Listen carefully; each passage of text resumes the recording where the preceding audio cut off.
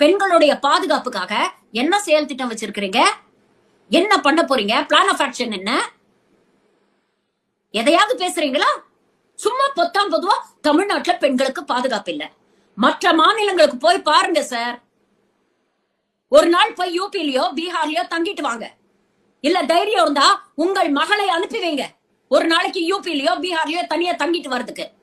அப்ப தெரியும் தமிழ்நாட்டுல இருக்கக்கூடிய பெண்கள் எந்த அளவுக்கு பாதுகாப்பா இருக்காங்க அப்படின்னு.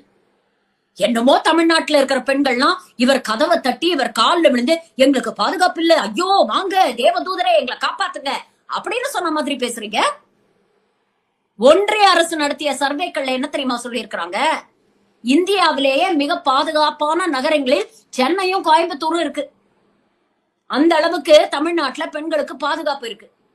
வெளி மாநிலங்கள்ல இருந்து இங்க வந்து தங்கி படித்து வேலை செய்யக்கூடிய பெண்களோட எண்ணிக்கை எவ்வளவு தெரியுமா? பாதுகாப்பு இல்லாம தான் இவங்க எல்லாம் வந்து தொழிலுக்காகவும் படிப்பை தேடியும் சென்னைக்கு வராங்க, இல்ல தமிழ்நாட்டுக்கு வராங்களா?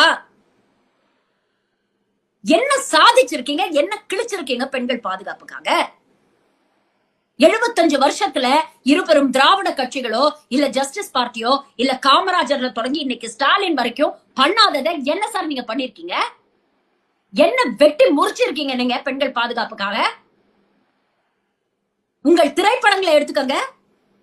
பெண்களை எவ்வளவு கேவலமா பேசிருக்கீங்க. இன்னைக்கு சோசியல் மீடியால அவ்வளவு வீடியோ வைரல் ஆயிட்டு இருக்கு. எந்த அளவுக்கு பிற்போக்குத்தனமான கருத்துக்களை வசனங்கள்ன்ற பேர்ல உங்கள் படத்துல நீங்க பாந்தி எடுத்து வச்சிருக்கீங்க. இப்ப என்ன பெரிய பெண்ணிய போராளி மாதிரி ஒரு வேஷத்தை போட்டுட்டு வரீங்க. இதை எங்களை நம்ப சொல்றீங்களா?